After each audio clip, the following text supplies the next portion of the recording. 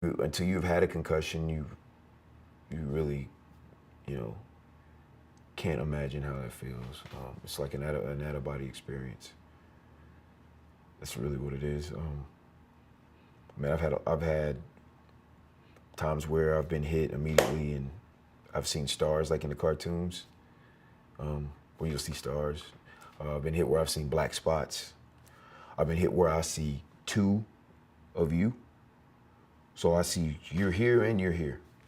I was playing a soccer game and I went in for a tackle and hit my head, and from that got a pretty severe concussion and got seizures from it. So ever since then, just really working on sharing my story and letting people know just how serious something that sometimes is just brushed off the back can really be. It is kind of scary. You kind of feel lost right away. I think NFL players come out in the end, it's like, yeah, I've suffered a million concussions, but this is my job, this is my life.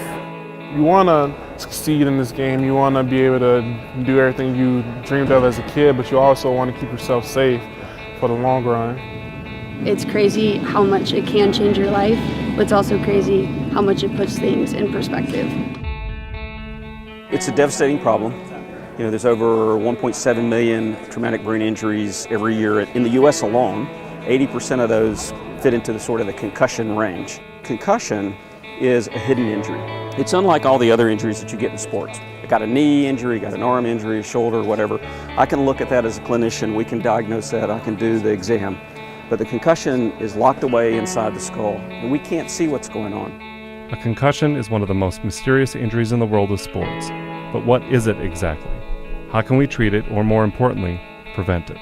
When someone gets a concussion, the brain, which is a very soft tissue, is deformed. The brain really moves within the skull, and the cells actually get deformed. And when the cells get deformed, they stop sending signals, and a lot of energy is expended trying to restore the normal function of the cells.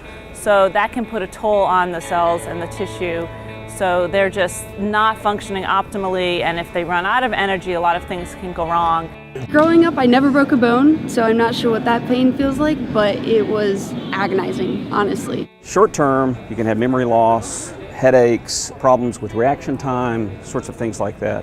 Long term, we're just now beginning to learn about all the different effects. Some of those are chronic headaches, long-term memory loss, depression, even some people have nausea for long periods of time. I sat in my room for weeks in just the dark and just couldn't get up. Just the mental and physical strain of just walking around and leaving the house was just unbearable. I just couldn't do it. So that whole process was just horrible. Literally, my life was flipped upside down. You know, right away with school, it was very trouble focusing. You know, if I were to read a book, all the words on the pages would jump out at once. I couldn't really focus on one little word. So it took a while for the concussion to really settle down. I had a headache for 132 days straight, so that was probably the most grueling part, and then bounced around from doctors to doctors from different diagnoses. If the goal is to remove concussions from sports, I don't think that that's feasible. What I think we can do much more effectively is minimize the impact of concussions, increase our ability to detect when they may have occurred, and then apply appropriate therapies. I mean, it's tough, man. It's tough. It's serious. Concussions are serious. But we're just trained. We're warriors. We're trained to keep playing, to fight, keep fighting, keep fighting, keep fighting.